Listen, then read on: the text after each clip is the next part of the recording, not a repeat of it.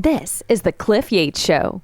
Personal growth, motivation, inspiration, and philosophies for a great life. Hey everybody, this is the Cliff Yates Show, and I do have another great guest today all the way from Stockholm, Sweden. And she's in the middle of writing a book about charisma.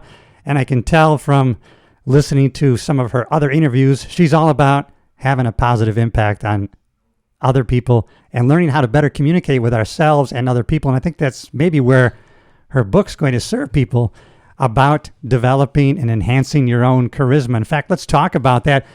Milena Dalinaros, thanks for joining me today. I really appreciate it. Thank you so much, Cliff. I'm happy to be here today. It's said in your bio you had some military background. Tell me about that. Yeah, sure. I became a military interpreter, so I actually learned Arabic and worked a bit with translating and other aspects of interpreter work. But we also got this really fascinating education about psychology, conversation techniques, interview techniques, and I recognized a lot of it from having studied psychology at university, from having studied rhetoric at university. And I realized that this is more in line with what I want to be doing. So after being a student with those courses myself, I applied to the position of being a teacher at that specific section of the military. And I got that job, so I worked there for about 3 years, teaching these same topics. And what I found was that something we didn't really talk about, but which was still permeating everything we did, was charisma, in fact. And this is also something that was repeating itself throughout what I learned in rhetoric and psychology as well.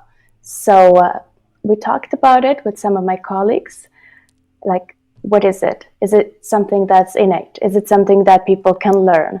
And we couldn't really get a clear answer on that because we didn't have so much time with our students. With limited time, you can only expect limited results, obviously. But from my own experience, I have not always thought of myself as charismatic, but it has been something that I've always wanted to be and to possess this skill set and have this vibe from inside. And therefore, if I could do it, I'm positive that anyone can do it, because I was this really shy girl growing up, and now I'm not anymore. And maybe somebody is not on a mission like I felt like I was with this. But still, I think that we can all, if we want to, enhance our charisma in different areas of our life. And we can only benefit from it. I couldn't agree more. Yeah. It's amazing because, and it's fun too to practice it because you can do it every day. I mean, that was part of my mission too. And I thought, well, I know how I was, like you know how you were. And then I knew what I did differently. And then I knew what the results were. And then you get excited to share that with other people, right? Hey, if I can do this, then you want other people to do it just because it brings you joy. So, right. Absolutely. I feel that since I have started feeling more confident in myself, and since I have started being more my authentic self, my life has overall become much, much better.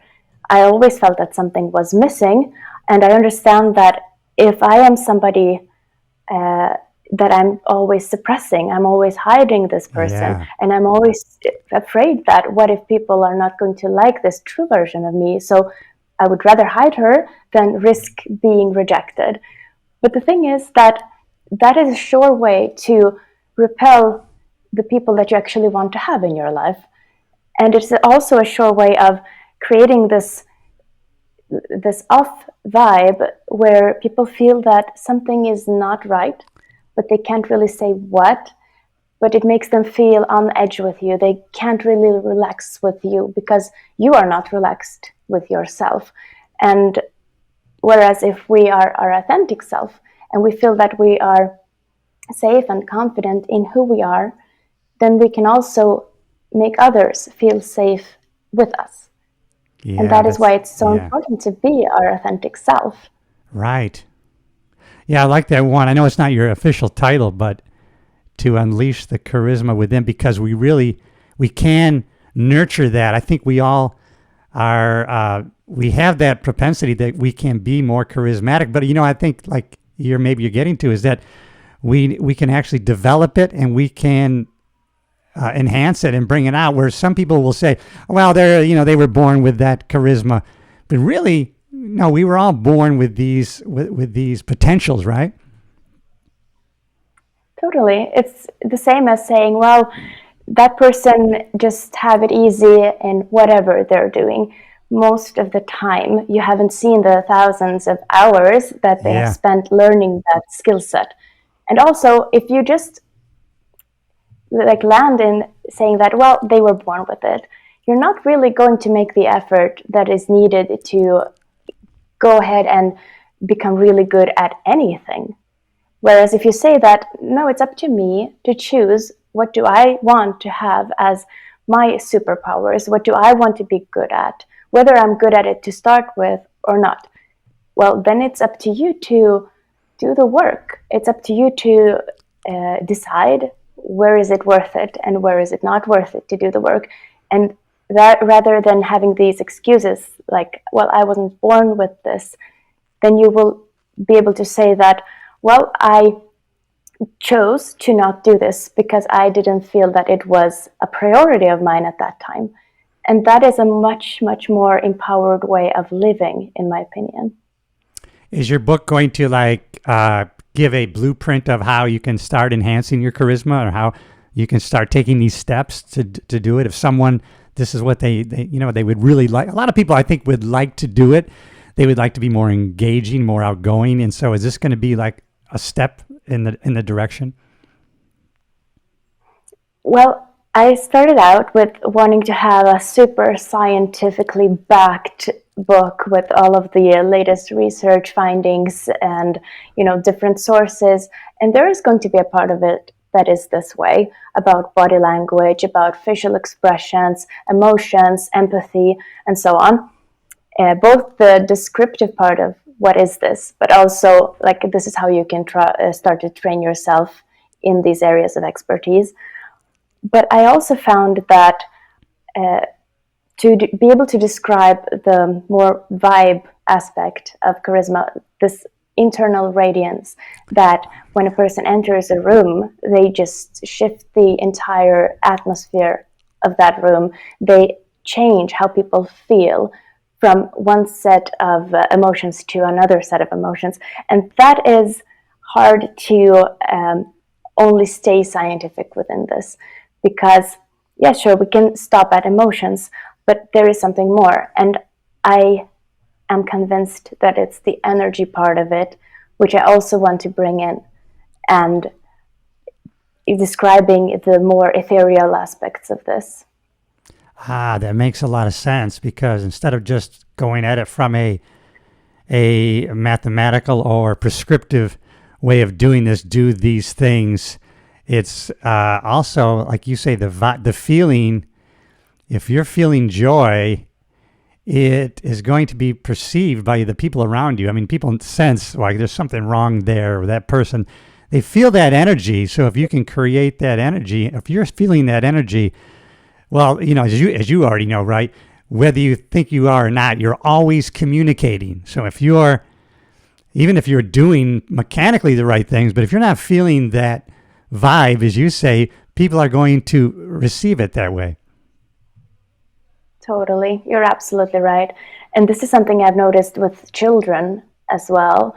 I have a son, and I know if I am stressed, or if I am sad, or if I am angry, I can be the best actress in the world. Yeah. He is going to mimic me, and not my face, not my body language, but my emotion. And it's going to be not as easy to handle that evening as it would have been if I had just been happy and relaxed for real. But he will be crazy, and I will have to deal with that. So I have noticed that it's no use to put on this fake smile. It's no use saying everything is fine, even if it's not fine. Right. It's much better to just communicate my honest and real and genuine feelings in a way that, of course, the intended recipient understands, in this case, a child. Yeah. So I would say that I'm feeling angry about something, And I am just trying to calm down. So I'm going to take a few minutes and drink some water. And can you please help me tonight? I really feel like I need your support tonight. And that works so much better than faking that I'm okay, because he will know that something is up.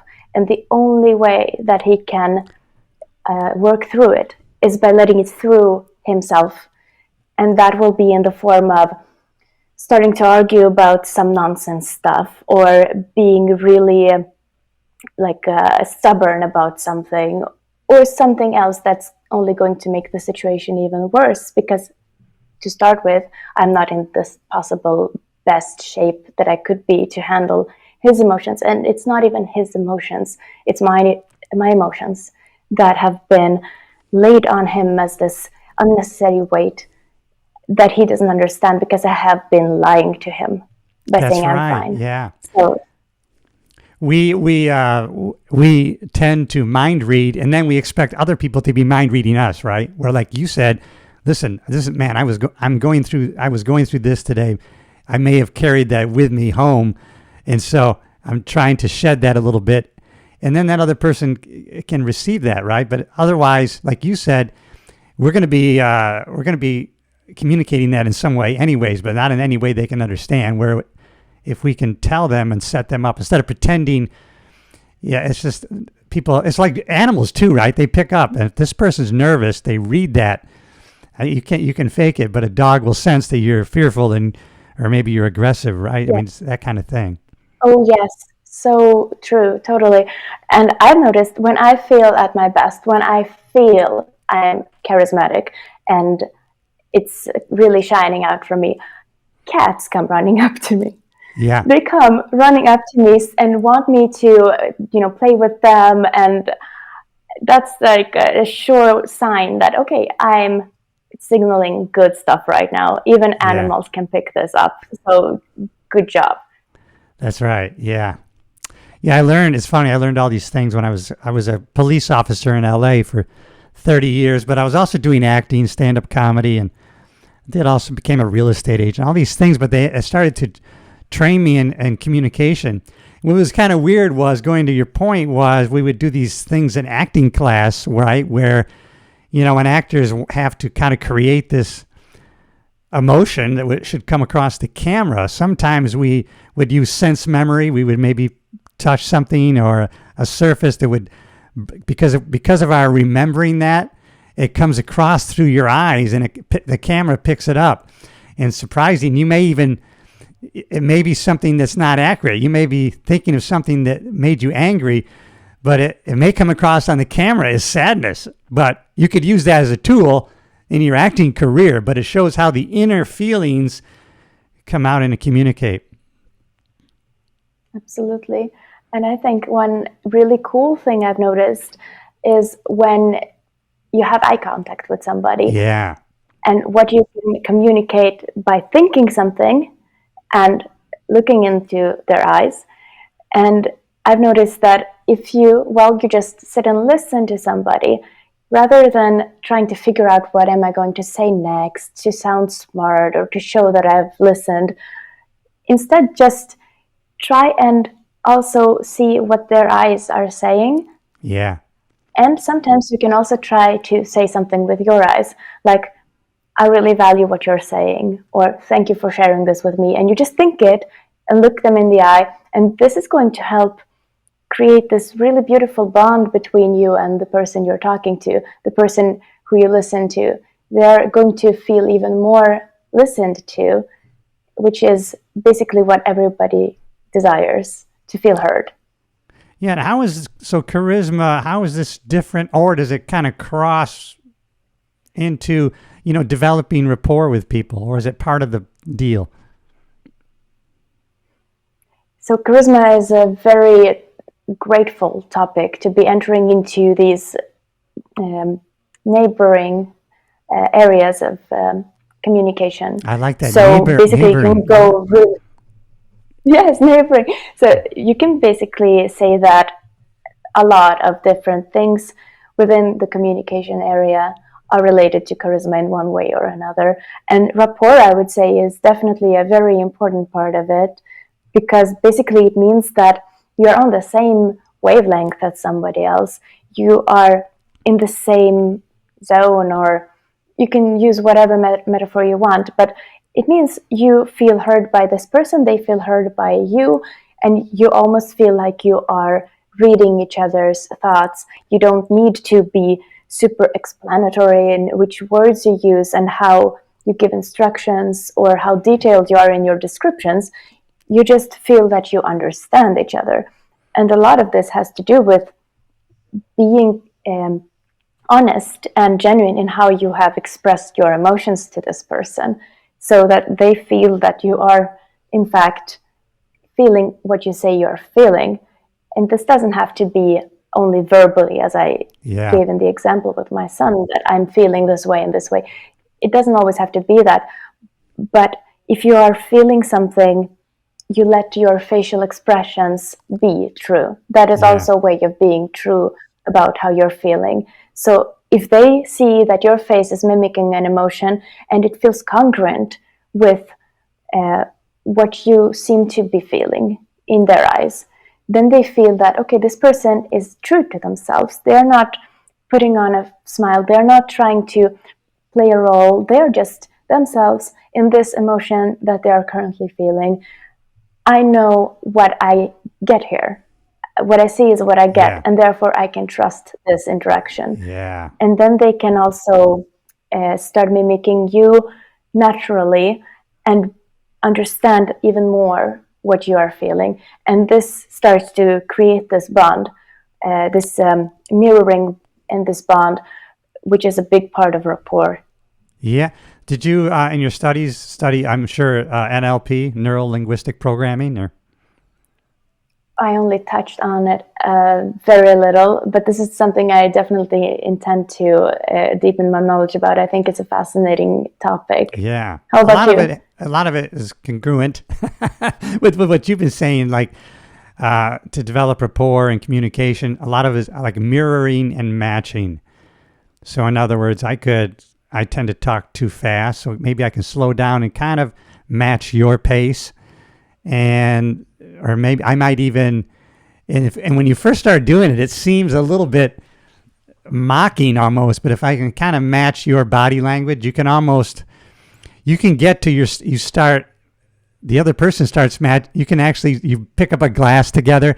You kind of really become one in that communication. It's very, very interesting. And I married that study that I did also with something I'm sure you were doing in the military, which was we got into analytical interviewing, really kind of reading people's body language and learning kind of what the base was when they were telling the truth, so that maybe when clusters of things would happen, it might be an indication when they were lying. Absolutely. Yeah, that is a super fascinating topic. And if you're going to try and understand when a person is maybe trying to hide something from you, or you're starting to get into a topic that is sensitive to the person, you can't do anything out of that category without first establishing what is normal. Right. So you would just be making guesses. Absolutely.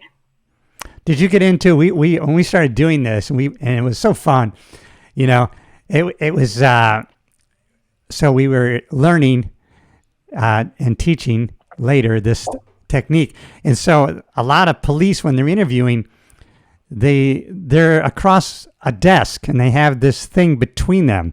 And we were learning to get around that desk and get really close to this person, kind of in their space a little bit, maybe so we could kind of maybe reach out and touch them on occasion, or, we could kind of, it makes them a little bit uncomfortable, but we can kind of get a better read on what they're telling us. Did you guys use that also when you're interviewing? Kind of a spatial thing. On what was the... Yeah.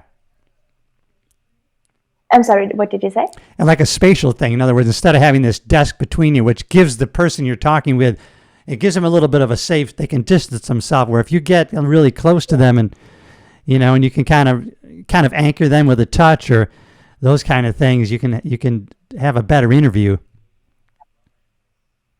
Yes. So we did all of those things you mentioned, and it depends on what you want to accomplish. Ah, Who is this right. person? Who do you want to be to them?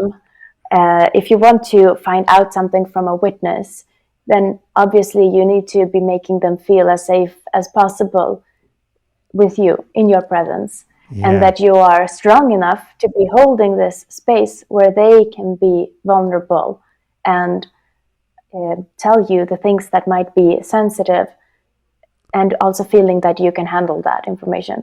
So that is one example. Whereas trying to find something out from someone who doesn't want to talk to you, that takes also some building of trust for a while. And yeah, it depends on who, again, who the person is. In some cases, it could be something like the tools you mentioned. In other cases, it could be just time, and letting time run its course and building a solid relationship. So totally dependent on the goal, totally dependent on the that's interviewer true. and on Yeah. the person being interviewed. Yeah, that makes sense. Yeah. What's your intention? Is your intention to get a confession, or your intention to, find out some information, or is your intention to find a new friend or just learn how to communicate better? And so, man, that's really important. Yeah.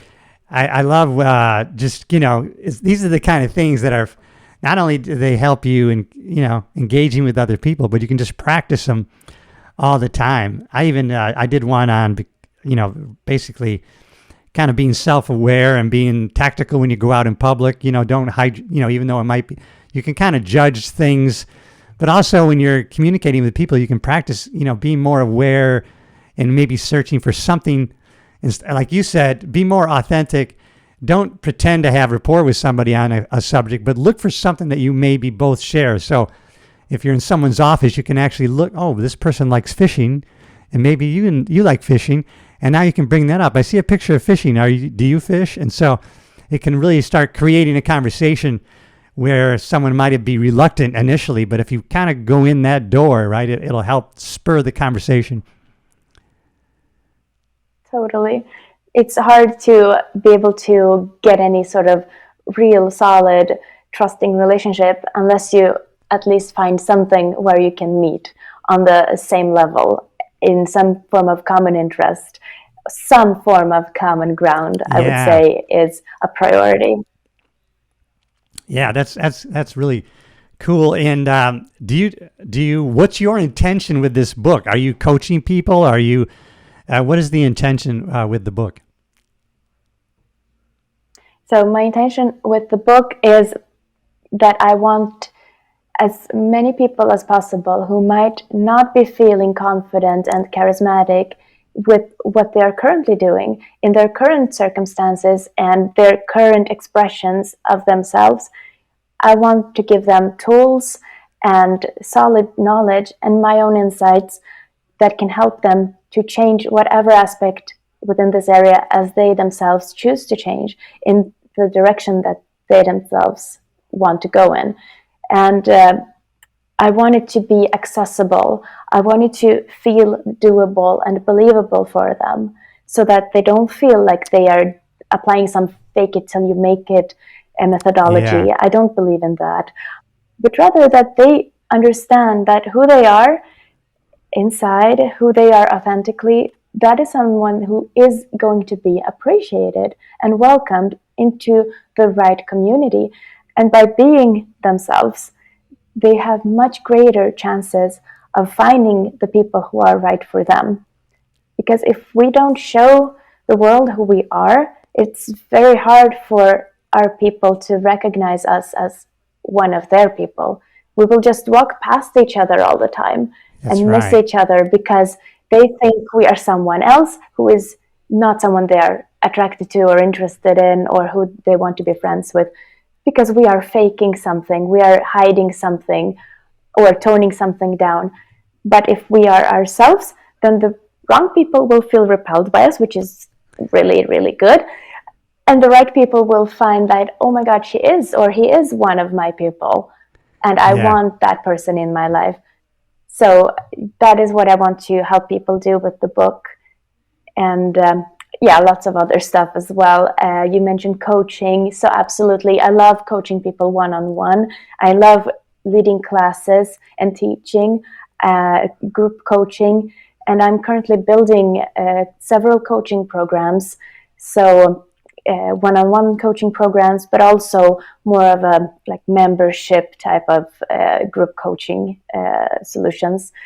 Because I am a teacher. That's part of my identity. I feel that I really miss it and want to bring. That's how I can bring value to the world, by teaching. So that's Yeah. important to me to keep doing that. Yeah, it's funny. I was just reading over and over again something I always read and comes up that if you really want to know something, teach it, right? Because you'll have to learn it really to teach it. Were you a teacher like in school or? With the military only. Oh, with the military. Okay. And it's in the Swedish military? Yeah. Wow. Oh my God. I didn't even know Sweden had a military. I don't know why. I thought that. I think that's a really honorable intention. I'm having this. How are you going? Do you use any kind of coaching program to keep track of people, or are you thinking about doing that and like a coaching platform? I'm looking because I just graduated from a health coaching curriculum, and I'm trying to think, how am I going to coach people? It's going to be like in this format, but I'm just thinking, do I have like a software? There's so many out there, right, that you could use. Do you use any at this time, or have you thought about it? Any? Well, I'm currently doing a university course parallel to my work, which is called Agile Project Manager. And that one has brought me so many amazing digital tools that I believe could all of them be beneficial in some way for coaching as well. So one that I can really recommend, and I'm recommending it to everyone, is Miro. Maybe you've already heard of it. I've heard of it, It's starting to be more widespread. So if you're not using it yet and you are looking into doing coaching, I believe there are many creative ways of using Miro. But it's also the thing I'm using now while I'm creating my coaching program. It's like this whiteboard solution with different templates you can use for whatever purpose you have. And I find it is really useful while I'm planning out the coaching program, because it's going to be quite long and it's going to cover so many different areas. So just having it in my head, or just on paper for that matter, is not enough. So I find that this digital whiteboard tool is very effective for that as well. Oh my God, that's great. And when do you think your book will come out? It feels like the release date is pushed forward all the time, because I'm doing other things parallel to writing the book, like, for example, coming on the podcasts and so on. But I feel that it's worth it because it gives me better ideas of what will actually benefit the reader. So I am still not done with the book, which is really great that I'm now taking in input from potential readers so that I can actually put in what they are asking about and what they are commenting as valuable experiences of their own. I can also take in guest authors, for example, which is a way of, as I see it, making it more fun and dynamic. So it's something that I feel I create together with my potential future readers in a lot of aspects, which makes it even more valuable, because then I know that people with, real life feedback and real life experiences of these sorts of things have had their chance to contribute, or to maybe give their input in some way, so that the book can actually be something they would read. They would want to read it. So yeah, a release date. Oh, I'm really hoping I'll be done in 6 months. Yeah. Well, I'm really going to be anxious to get your book. I love studying this stuff, and I loved NLP has a lot similar things. And also, have you heard of NAC, neuro-associative conditioning? It has to do with anchoring. Actually, Tony Robbins came up with that. Because and I find it was so true. I'll have to check it out. Yeah, it's about changing your state, right? Changing your state of mind. It might really go along with In other words, let's say I'm normally an outgoing, energetic, and I have the good vibe going. But next week, I have an interview at 9:06, and I want to be able to have that energy at that time on that date. And so if you have these tools, which maybe you're going to have in your book, right, you can change your state. Okay, I can change my physiology. I can change my focus. I can change the words I'm saying to myself. And maybe I use anchoring. In other words, maybe I use music that gets me in a powerful state, and I anchor a movement with that, so that before I go into that interview, I do that movement, and it brings me to that state of mind. And I think that's a very powerful tool to use when you have to be in a certain state for a certain situation. Totally. That sounds like a great tool. What I use and what I will write a lot about is getting into the state that I imagine my highest self, my ideal future self, would be in this situation. Right. And let's say I would ask myself, how would she walk? How would she sit? How would she choose her words? Which topics would she focus on? How would she talk to this person? And so on. And that is actually really powerful. At least I've discovered it for me and the people I've coached with this technique, that they stop looking at the situation from the specific perspective where they're now, where they have to solve a problem or they feel pressure or whatever. They become a higher version of themselves by doing this. And all of a sudden, this problem is not as complex. It's not as strong or scary anymore. It's something that maybe their current self finds a little bit intimidating, but not their future self. No, that's so true. Yeah. They get into another state by that. And Tony Robbins talks about that when he interviews people, right? He'd say, I'm depressed, and how do you do that? In other words, and then he would ask, if you were going to be depressed, what would you do? Well, I would slump my shoulders. Maybe I would look down. I would speak in this manner. And so motion affects emotion. So if we want to have the opposite of that, what would we do? And then you can start doing that yourself. As you say, the imagination can create a negative, but also, like you said, we can create a positive. Imagine what my future self would be if I am powerful and secure and I am confident. What would I look like? How would I carry myself? How would I walk and do those things, right? Totally. That's exactly it.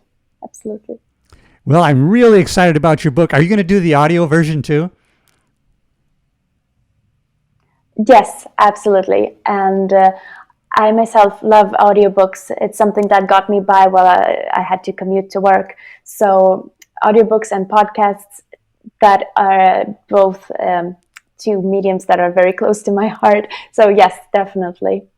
Yeah, I did a book that I did the audio version. It's pretty simple, but it's not easy. In other words, it takes a long time, but I learned a lot by listening to myself, correcting and doing it. And my best, and people do this, the best sound booth I ever made was in my closet. So I had like a sound rug on the floor, and then the clothes in a closet just absorbs all of the noise it just creates a perfect environment for audio. And so a lot of people do, they record their audiobooks in a closet. Well, thanks for the tip. Actually, I hadn't thought about the place where I would do this, but that is actually very valid, that you need to be able to have good sound. So you really have to have could actually be an option. Yeah, ACX is the software that Amazon uses to upload their audiobooks. Their quality control is really, thorough, because they want the people to have a listening experience where they don't have to adjust the volume, and so they're very strict on their. And so, but it's something you can really research, and you certainly do it yourself. The people, when they charge people that do audiobooks, man, it's not cheap. But you could definitely do it yourself. And I think people, and I know I do, I really appreciate when the author is the one speaking in the audiobook. Oh, yeah, totally. And especially if you have gotten to know the author from, for example, listening to their podcast or YouTube, or they have appeared on an interview somewhere, and you already recognize their voice, and you are looking forward to hearing their voice narrating the book. At least I feel like that. So I'm always a little bit more, pleased as a listener when it's the real author who is narrating. Yes. Now, do you have a website at all at this point, or people can come and check you out? I will soon enough. It's under construction right now, and it will be www.milenadalinaros.com.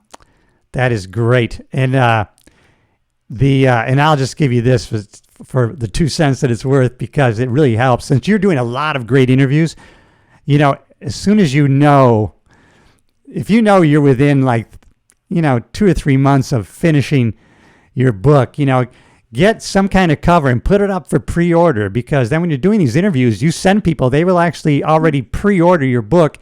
By the time it releases, you'll already be up in rankings because of the pre-orders. It'll really serve you. I had no idea about that specific. Yeah. Thank you. That's definitely something I will do. Yeah. Check it out, because I think you have to. You only get 6 months. It has to be released within that 6 months, or Amazon will slap you down a little bit. So if you're a couple months away, because then what you're doing, your great interviews, it's kind of people will want to go for the book. And if you can say, hey, go and pre-order right now, and people can put those links, in the description of the interviews, it'll really help it, because I think it's going to be really valuable to people. I'm looking forward to getting it. Thank you. Thank you so much. I really appreciate, Milena, your time, and it's been wonderful talking with you. I really believe in our abilities to increase our charisma that we already have inside, and we can, if that's what people's intentions are, if you want to engage people better and create great relationships, whether it's at work or just in general or just in your family, which is so important, I think it will really help.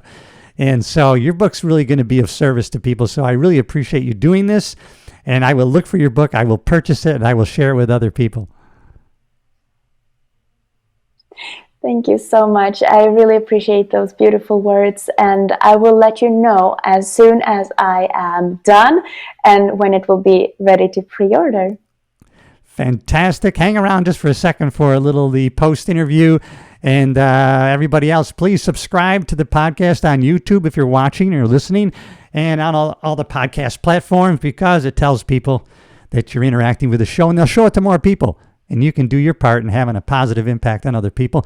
So Milena was a great guest, and I'll talk to you, and I'll see everybody else on the next episode.